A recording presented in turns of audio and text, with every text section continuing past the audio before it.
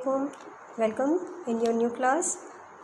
This is your physics book, and today you will learn the first chapter of this book, and the name of the first chapter of this book is simple harmonic motion and waves. The first topic which you will learn today is simple harmonic motion. Okay student, what is a simple harmonic motion? It is a special type of vibratory motion. And what is a vibratory motion? You already know the definition of vibratory motion. To and fro motion about its mean position is called a vibratory motion. In this vibratory motion, here are three examples. The motion, three examples in which you will study about the simple harmonic motion. Okay. So first example is the motion of mass attached to a spring on horizontal frictional surface, यानी इसमें हम एक mess M को एक spring के साथ attach करेंगे और ये वाला सिस्टम क्या है, एक हॉरिजेंटल सरफेस के ऊपर है और स्प्रिंग और सरफेस के दरमियान में कोई फ्रिक्शन नहीं, तो इसलिए इसे कहा जाता है frictionless surface. The second one is the motion of ball place in a bowl. ये आप नेक्स्ट देखेंगे. यहाँ पे ये हमारे पास बाउल है और इसमें ये बाल है, ठीक है. तो ये भी क्या है, सिंपल हार्मोनिक मोशन की एग्जांपल है. And third one is motion of bob attach to spring, यानी सिंपल पेंडुलम. तो इसमें आप लोग सिंपल पेंडुलम में देखेंगे कि ये भी क्या है, सिंपल हार्मोनिक मोशन की एग्जांपल है.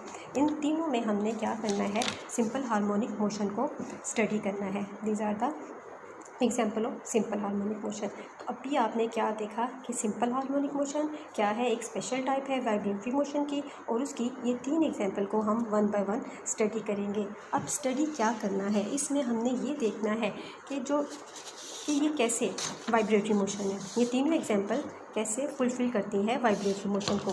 तो वाइब्रेटरी मोशन के लिए आपको पता होना चाहिए, ये हमारी एक मीन पोजीशन होती है और टू एक्सट्रीम पोजीशन होती है. Let A and B are two extreme position, mean position and two extreme position.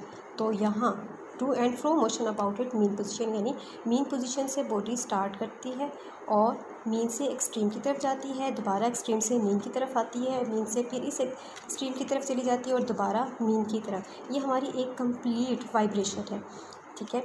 अब आपने तीनों एग्जाम्पल में 4 क्वेश्चन पुट करने हैं. फर्स्ट क्वेश्चन में आपने ये सोचना है कि ये मीन से एक्सट्रीम पर क्यों गई, या ऑब्जेक्ट या मैस क्यों गया. सेकंड में आपने ये देखना है कि ये एक्सट्रीम से दोबारा मीन पोजीशन पर कैसे आया. फिर थर्ड में आपने देखना है कि इस मीन पोजीशन पे बी पे, यानी दूसरी एक्सट्रीम पोजीशन पे ये क्यों गया. और फिर फोर्थ क्वेश्चन इसका क्या होगा कि इस एक्सट्रीम पोजीशन से दोबारा मीन पोजीशन पे कैसे आया. जब इन 4 क्वेश्चंस के आंसर आप लोग दे देंगे तो आपको कंप्लीट आपका टॉपिक कवर हो जाएगा. तो सबसे पहले हम ये करते हैं, इसके अंदर मैस, आपकी first example motion of mass attach to a spring में देखते हैं इसको. तो इसमें आप लोग ये देखें, आपके पास ये क्या है, मैस एम अटैच है स्प्रिंग के साथ, आप लोगों को नज़र आ रहा है. और यहाँ पे ये क्या है, इक्विलिब्रियम पोजीशन पे है.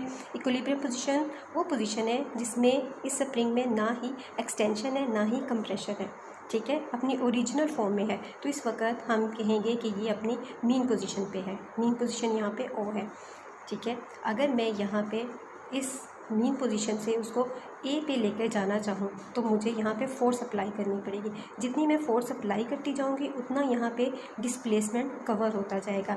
यहाँ डिस्प्लेसमेंट हम एक्स से रिप्रेजेंट कर रहे हैं. तो ओ से ए पर कैसे गया, तो ओ से ए पर by applying force, and that force is directly proportional to the displacement. और इसको हम कहते हैं, ये क्या होता है, इसको हुक्स लॉ कहा जाता है, ठीक है. Force is directly proportional to the displacement.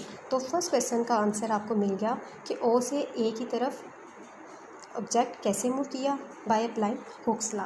अब जब यहाँ से ओ से ए की तरफ मूव कर गया, अब दोबारा ओ से ए की तरफ कैसे आएगा.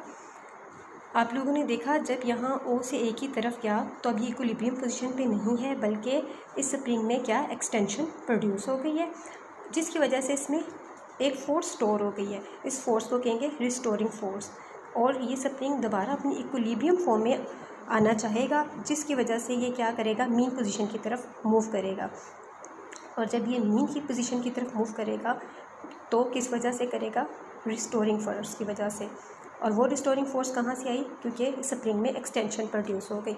तो सेकंड क्वेश्चन का आंसर आपने क्या कहा, पहला तो आपको पता चल गया due to Hooke's law, second आपने कहना है ड्यू टू रिस्टोरिंग फोर्स, ठीक है।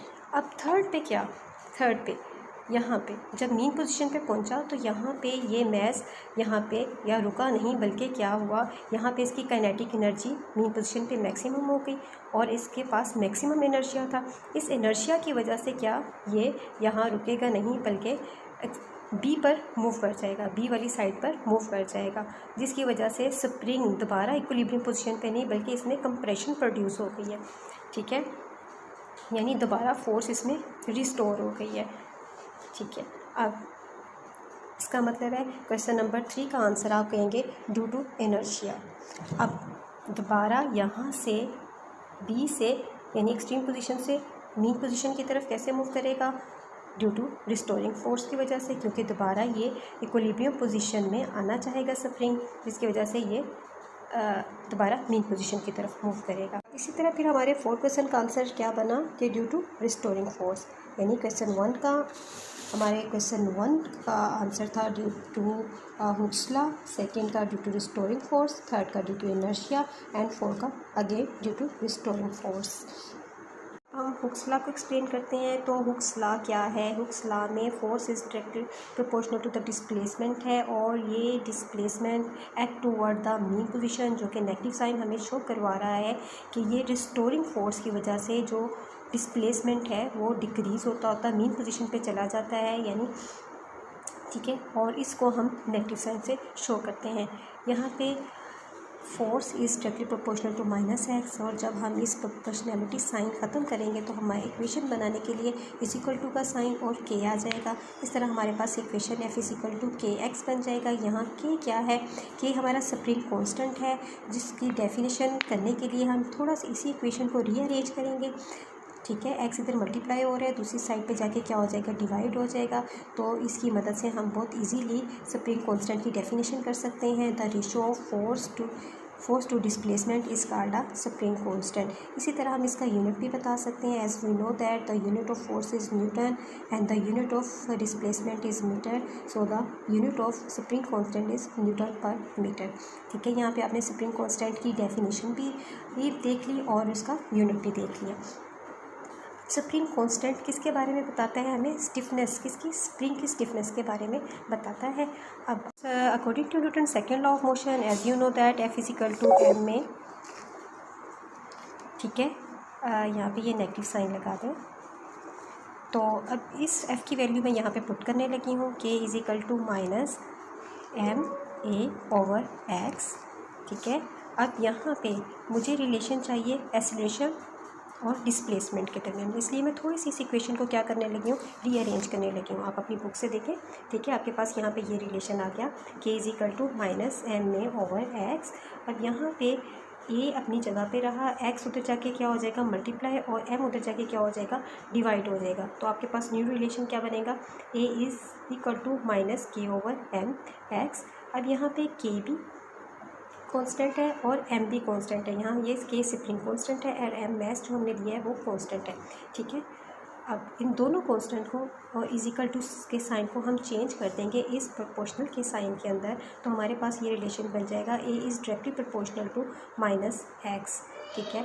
तो acceleration is directly proportional to the displacement and it is always directly toward the mean position. This is the character of simple harmonic motion, जो कि satisfy करता है कि horizontal motion of mass spring system is an example of simple harmonic motion.